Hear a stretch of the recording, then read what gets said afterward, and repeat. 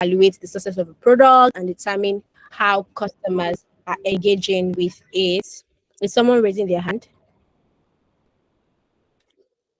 Oh, okay, okay. I All don't right. think so. So, okay. So, basically, the metrics are just trying to measure, evaluate the success of a product. Is my product doing well? How well are people interacting with this product or this idea that I'm bringing out? So you might ask yourself, why do product metrics matter? Why do we even need to carry out any measurement? Why don't we just build and whoever uses it, right? Why do we have to measure these metrics? So one is to lead to better product decisions, right? So determining the right metrics to monitor and analyze leads to more intelligent decision making throughout the product development process. Imagine that you're trying to build a product, right? And you have not sat down to think, okay, what does success means to me? If I'm building a streaming app, for instance, what will I measure to ensure or to know, right? Or to be able to evaluate if my product is doing well, how many people are actually using this product, are they actually like, are people using it, are people interacting it with it the way I want, because people can actually use your product, but they are not using it in the right way. And that's a problem, right? So before we build a product, or before anybody builds a product, or you push a product out there in the market, you have to be able to sit down and think about the things that you evaluate later on. It could be like 2 months after the product has been launched, or even the MVP, to be honest, because a lot of people, they wait until they have like the complete picture. I'm not going to try and dive into that because that's like a new topic on its own. It's called MVP. So, which is the minimum viable product, right? So you can build your MVP and push it out. But also, in the MVP, you have to know how people are interacting with it. So it leads to better product decisions. And then number two is that it helps you to build the right thing and solve problems quickly. This is quite explanatory, so I'm not going to go into that. And then the last one, that's not the least, is it gives you important user feedback on your product. You want to know how people are interacting with it, you want to know if they're using it well, or you want to know if something is missing. Of course, I mean, as a product owner or as a person who is trying to bring an idea into the market, one very, very important thing that you need to know or you need to put in mind is that you have to be able to iterate at every point in time. So what you build at first will not necessarily be the best version of the product. That is why we have different versions of product. We have version 1.1, we have version 10. Okay, we don't have version 10, but whatever. You get the drill, right? I'm trying to say that your first version is just like, okay, I'm putting it there, so I need feedback, right? I need people to tell me this product is doing well. And then when they give you the feedback, you use that and then you iterate what you've built, and then it helps you build a better product. So these are the major reasons why product metrics matter. So the question that comes to mind right now is okay, so which product metrics should your team choose from? So if you go online, or as I said earlier, different organization chooses to do their things differently. So you might join an organization that feels like, oh, okay, for what we're building, say for instance they're building like a streaming app, okay, we will need to use this metrics, we need these five metrics because they are actually what we need to focus on. And then the other companies feel like, oh no, we are not going to focus on these five, we'll focus on another five, right? So you might be wondering, how exactly do you determine the metrics that you or your team should choose from, right? So the question that might even come to mind is, okay, how do you even know which of them? How do you know what your product needs? So it actually varies, like I said, and you should know that the choice of whatever it is you use, the metrics it varies, and it will be dependent on what you want, what you seek to achieve. with what you're building, right? So we have, but so the ones that you track will depend on your business strategy, the industry you're in, and the stage of growth your product is. So if you build a new product, for instance, what you'll be measuring will be different from someone or a company that has a product in the market already, because right then they're not thinking of, oh, how how many people are, it could just be like they don't really focus on making me how many people are doing this or how many people are doing that. It's more like, okay, we are trying to retain because we already have a large customer base, we're trying to retain them. So that's why you need to be able to determine these metrics even before you build your product. But the five major, I think there are about six major metrics that different companies use, that a lot of companies use, whether you're small, whether you're big. And the question you're asking right now is, okay, does it reflect actual user behavior?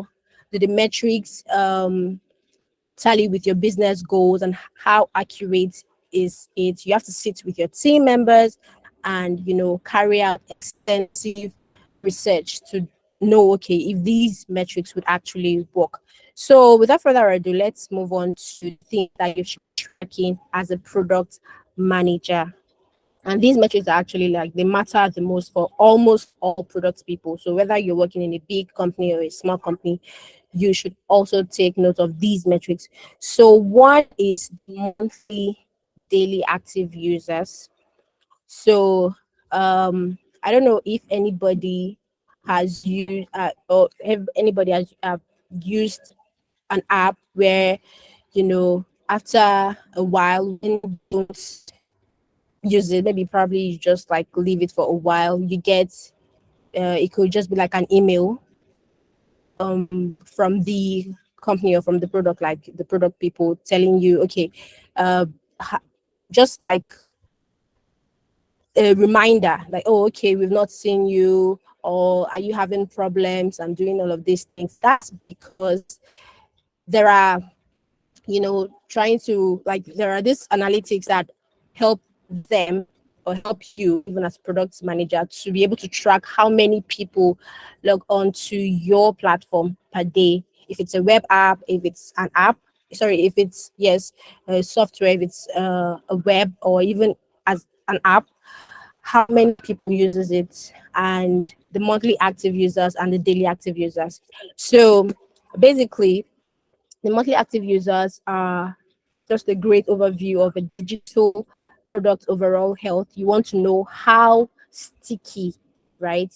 Quote unquote, how sticky your product is for end users. You want to determine what how many times they're using it per day, or if they don't even use it at all, or if they are using it, what are they using it for? If they're not using it, why, what is the reason they're not using it? So these are the things that you want to be able to, you want to be able to determine, you want to be able to track. So from this diagram, you can see this active user, right? For the first week, we have just three people, right? And we have one person, but he logged onto the platform probably like just like three times. And then second week, you have three active users.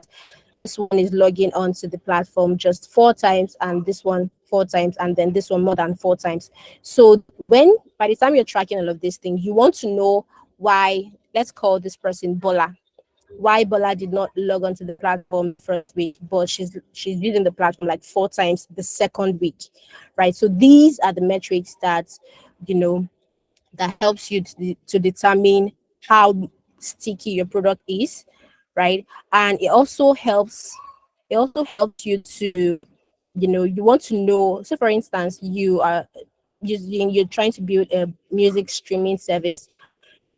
Your daily active user could be measured as, okay, someone just logging onto the platform and playing a song, just playing a song, and that's for you, that's like enough for you to count that person, or for that person to qualify as one daily active user, right?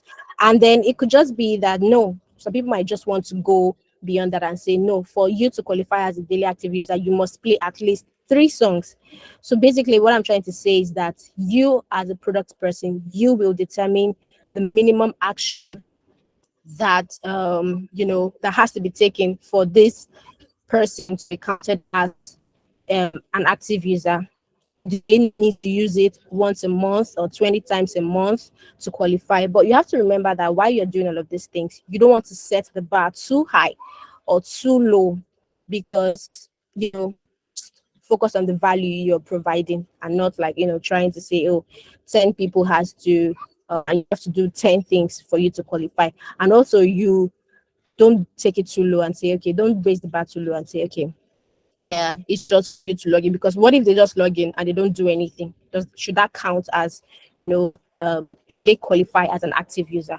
So these are the things that comes to mind when you're dealing with the monthly active user and the daily active user. Then for the next one, you have the customer conversion rate, right? So this can be determined by the number of people who land on your website and do what you want them to do, right? These actions could be, signing up for a free trial, setting up your profile, and streaming your content. So, I'm pretty sure that we've used a product, right? You've used the product. I want to even ask a question right now. So, I believe that I want to believe that. Okay, do you know? Let me not believe anything. Let me just ask a question. Has any one of us used the product like from the onset? You're just trying to build the product. Sorry, use the product, maybe sign up to their platform, and then you start your you start the process, but you do not actually finish. You don't actually finish. And if you don't, like, how long did it take for you to get maybe like a reminder from them, like, oh, okay, complete this thing? I would also like to know. So you can drop that on the, and it's, if you remember the name of the product, it would be very nice. So you can just put it there. It could be that same day, it could be like 2 days or something. I just want us to be in sync and really understand what customer conversion rate is all about. So okay, all right. So Collins is saying after a day out school. Okay, so apparently he started the onboarding process and he did not finish for some reason. And after a day, he got like a mail. Was it a mail, or was it just, the app sending you a message like to say, okay, come back, or come back to us and finish this thing that you're doing? So these are the kind of things that your metrics help you to track how many people your platform is converting, how your customer conversion rate is, right? And also, it can determine the number of people you want who land on your website and actually do what you want them to do. If they do not do it, or if they start the process but don't finish it, that is when you get these messages, because I mean, they actually want you to do something, which is kind of like them converting you and making you their, that actually qualifies as them counting you as one of their customers. So if you do not finish that process, you get mails like that, or you get reminders like that. So as a product person, right, if you find out that the number of people logging into your website is higher than the number of people actually engaging with it, then there is a problem, because it probably means that they are not finding what they are looking for. So for instance, you have a product and per day you have 100 people using the platform, like signing up or signing in, and then at the end of the day you try to track what they actually do when they come onto the platform, and it's like maybe like how many people actually carry out an action, probably like set up a profile or stream your content or something, and find that 10 out of the 100 people, that is a very, very poor number. So you need to go in and probably just bring up another question or something and just ask them, or just try and look into it. On the other hand, when you have like 100 active users, and then they are performing different actions, maybe 80% of them are performing different actions, then that it means that they're actually finding what they want. right? And so your platform, your product is doing well. So this is what the customer conversion rate helps you to do. It helps you to like track and make sure that people are seeing or are enjoying the value that your product is supposed to be offering. And then the third one is the churn. Sorry. Okay, so the third one is the churn and customer retention rate. So this goes hand in hand, right? So churn means for something to decline, and then retention, of course, means that you're retaining something. So you might wonder, why do we have to track all of these things? It's because you want to know, you know, how many individuals for churn, talking about churn now, you want to know how many individuals have deleted their accounts, canceled their subscriptions, or not logged in for a period of time, right? And then because as a PM, what you want is a high customer retention rate. You do not want your customers to decline. Imagine starting a product with 100 users, and before the month end, you're having 30 users. That's a decline. That's a major churn rate. And you have to ask yourself what is happening, because it can be likened to you having a basket and trying to pour water into the basket. At that point, getting more customers should not even be your right. It shouldn't be your focus, because it's like the more you get, more customers you use them. So what is the need? As I said, it's like pouring water into a basket. You keep losing customers, you keep losing these people. So you have to be able to fix those leaky holes.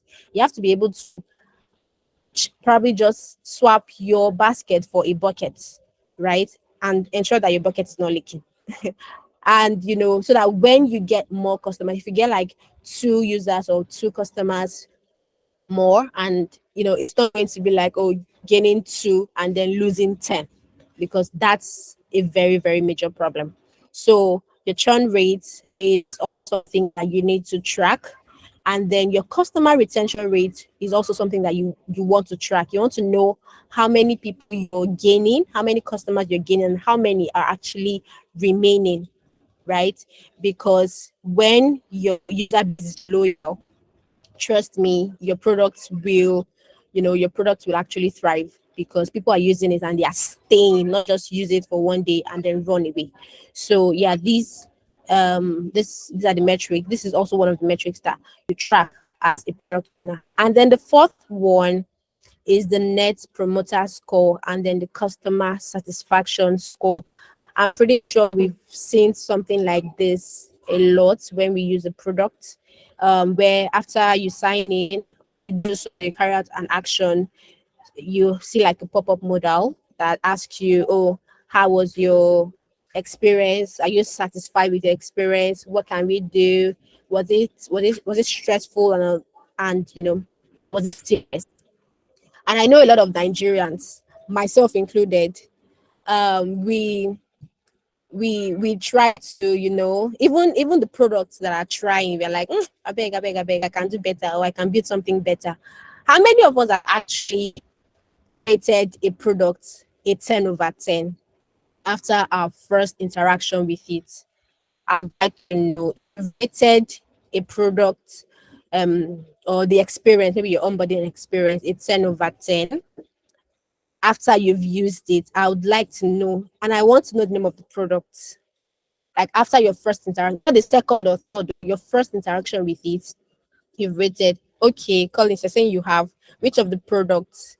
I want to know now. I want to know if maybe, who knows, you might even convert me. I can even be like, I can check out the product and like it for myself.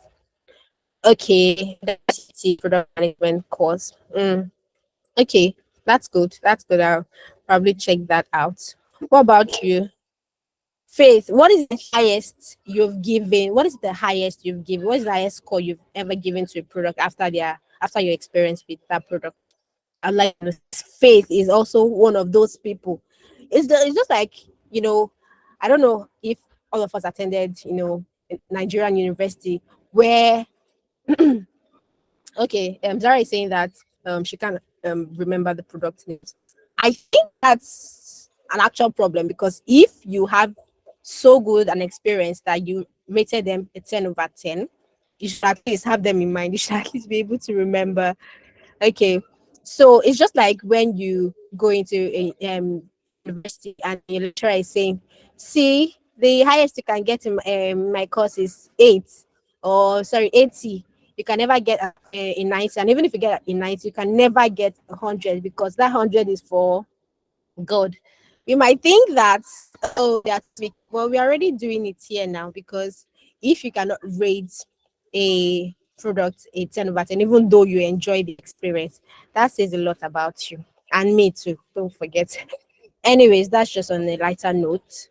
So, yeah, so net promoter score, right, and customer satisfaction score is just, as a product owner or as a product manager, you want to be able to measure your customers' happiness, right? So would always say customer is king, customer users are this, users are that. It's like they are actually like the center of everything, because why are you even building a product if your customers are not happy with the product you're building, right?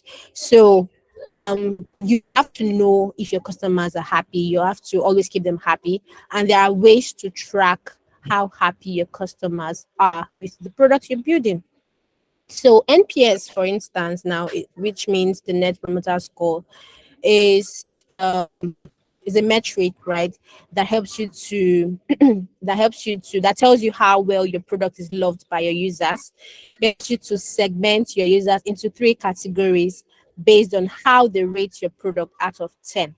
Three categories, don't forget, for NPS. So we have the detractors, we have the passives, we have the promoters. I'm not going to go into details, but basically the detractors are like 1 to 6. So if you score a product on a scale of 1 to 6, sorry, scale of 1 to 10, and you give it like 1 to 6, it means that you're a detractor. It means that, right, you don't necessarily need that product, right? You don't really enjoy it. You just use it because you don't have an alternative. For me, I won't lie, I'm a detractor when it comes to UBA app, because I just use them so it doesn't look like, you understand. I'm sure we all have that product that we use, not because we need it, but make it not be like, you understand, make it not be like say, and then we just use it because you don't have an alternative at that point. So if you rate a product 1 to 6, it means that you're a detractor. And then the other category is are the passives, right? They are people who rate a product between 7 and 8. They're like, your product is fine. I'll give you a 7, or I'll give you an 8. So these people like your product, but they're not really delighted, right? They're just using, okay, it's indifferent towards, not necessarily indifferent, right? They are tilted mostly to, I enjoyed it, but it can be better. So these are people who rate 7 or 8. So, Faith, you are a passive, because you said the highest you've ever given a product has been an 8. So you have always been a passive. Please change your ways or use better products. Okay, so the next in line, which is the last, are the promoters. So these are the people who rate a product experience a 9 or a 10. So these people, they are gold dust. They are like the people you should be looking up to. Not necessarily looking up to, but you want to please them, because they are going to do, when it comes to like a free shout out, or a free, now a free ad, they're always going to talk about you, right? They're your number one fans, and they actively promote your product within their circles. It's just like, I remember when I first used Duolingo when I was learning Spanish, and my first experience with it, I was so wowed that I came on Twitter and I was like tweeting about it, and a lot of people were like, oh, let me even go back to, I know from that tweet, I think I got like maybe 4 to 5 DMs like, oh, how do I start? I want to learn French. How do I start? Is it good? Do you find it? And I was just talking up. You would think that I was preaching the gospel with the way I was just talking about Duolingo, how the experience was for me, how they do this whole, yeah, follow up, just to make sure that all of those things. So that was because I had a great experience with the product. And Duolingo did not even have to pay me for me to go and put it out there that, oh, they are actually doing a very, very nice job, right? So for me at that point, I was a promoter. They did not pay me. It was not a paid ad, but I had a great experience, so great that I had to come and talk about them. So also, these are the categories of people under NPS, net promoter score. Then the customer satisfaction score, on the other hand, the CSAT, it's more, it's like a simple score that use that measures how happy your users are with individual processes and features. So the major difference between both of them, the NPS and the CSAT, is that NPS is more often used to measure how happy customers are with the entire user journey, but for CSAT, it allows you to be more specific. For example, you can ask users to score their onboarding process out of 10. Then once they've finished a tutorial, or once they've finished carrying out an action, right? So it's just like they rate it, right? It's more specific. Do you how satisfied were you with this experience? Not satisfied at all, not satisfied, satisfied, very satisfied. It's more it actually gives you like a better, it's more specific, like it gives you a better understanding of how they feel with the entire process. So these are the other metrics that you can track. And then number 5, we have, I'm sorry. So number 5, we have the customer acquisition cost. And so basically, it's just, I'm not going to spend so much time here, but the CAC, in short, talks about how much it will cost for you to acquire a customer, right? How much value, and it's actually determined by how much value they will bring to your business. If you're building a product and you want, say for instance, you're building an ERP, for instance, or maybe let's say HMO, and then you, for insurance, by the way, and then you want big hospitals, maybe hospitals like Saint, I think there's this hospital on the island, it's called St. Nicholas or something. It's a very, very big hospital, and he wants to bring them into, well, you want them to be like your one of your clients, right? You have to sit down and think about it. How much will it cost for me to acquire these clients? At that point, you see them as a client, or you see them as, yes, you see them as a client. And then if it costs 2 million to bring them on board, I'm just using like a random number now. If it costs 2 million to bring them on board, it will lead to the next metric we'll be looking at, which is the which is the CLTV. We'll talk about it like briefly, which is like the customer lifeline value. So the number, the the level of what you go through, right? I'm trying to look for a word now. The length you go through, right, or the length you go to ensure that you onboard a particular client will be determined by how much value you think you can gain from them. And I think this can be applied to our life, like our relationship, and even our friendship, right? If you go to the length of anything that you can go to ensure that someone is your friend, or to ensure that you're friends with someone, or you're in this circle of friends, just to get the right connections, that's because you feel like they are valuable enough to spend that time on, or to spend the money, or whatever it is you're spending. So also, as a product manager, you have to think about the resources you're going to be using to acquire that particular client. If you think that the person is valuable, or the client is valuable enough, then it means that you're willing to spend 2 million, 10 million, if you're going to be getting 50 million or 100 million, right? Because you feel like they are valuable. So, and it's actually it can also be switched, right? If you think that the client is not really valuable, and what they'll be bringing to the table is not really, it's not that, well, you can do without it, then it means that the lengths that you'll be willing to go to will be, it automatically reduce. So these are the metrics. And then So these are the metrics that you use to ensure that you come up with, you are able to track development, you're able to track your product improvement, and also to be able to build better products. So leveraging metrics to drive improvement. You use these metrics to define clear and relevant metrics. You establish baseline measurements. You set improvement targets. You implement A/B testing, which is basically showing a number of users an A and B version of your product to ensure that you want to be able to get what people feel about using different versions of your product or your feature, right? So, and also it helps to monitor and analyze data regularly and communicate insights and progress.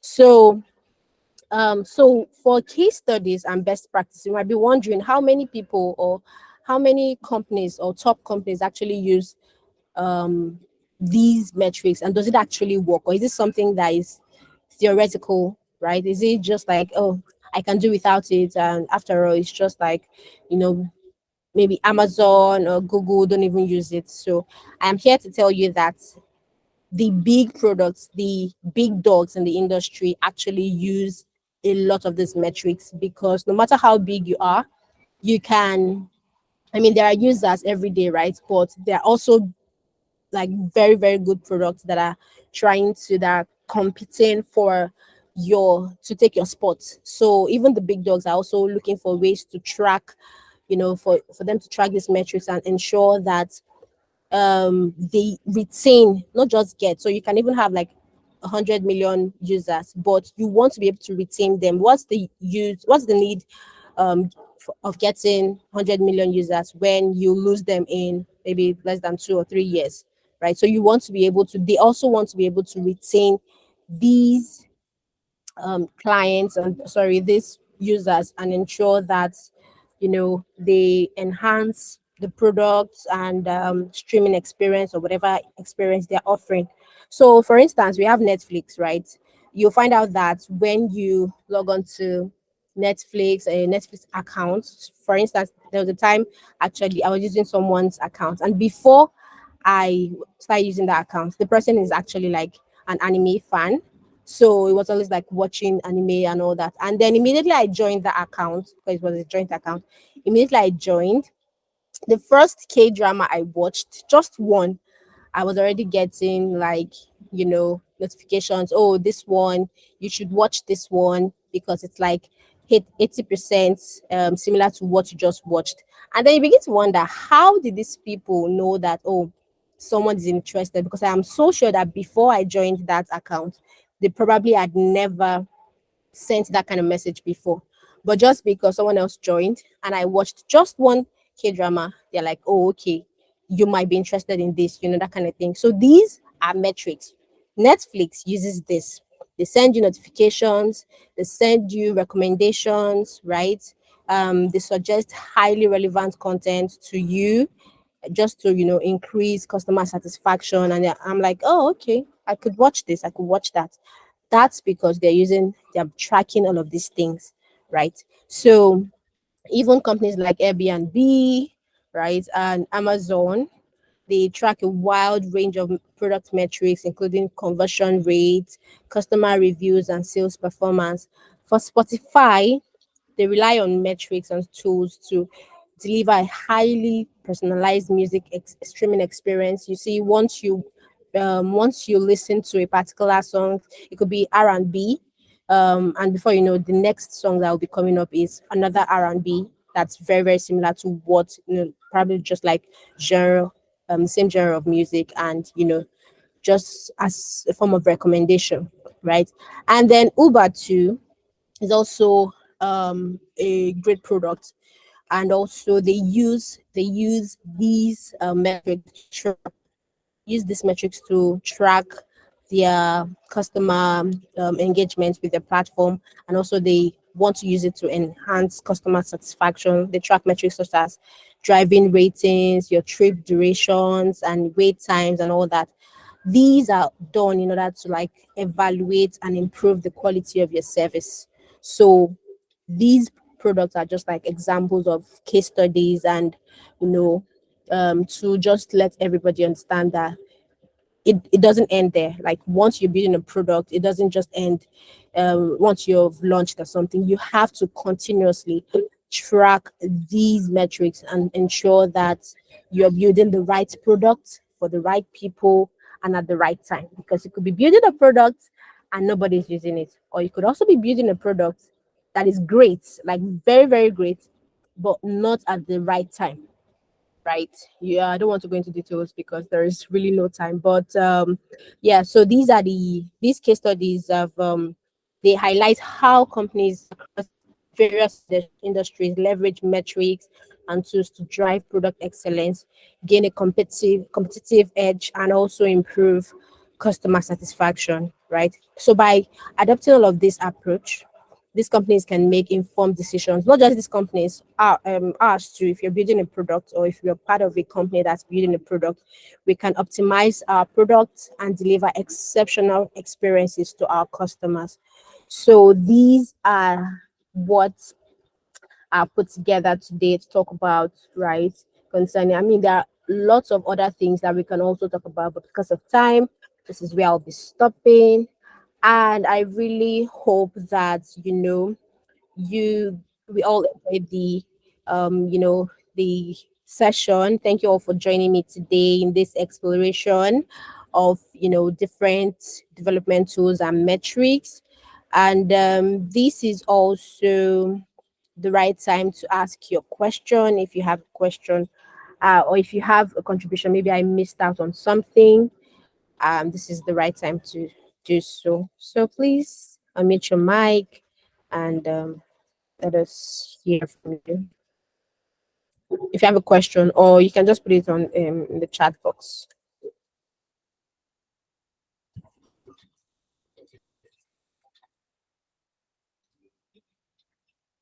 Okay, should I?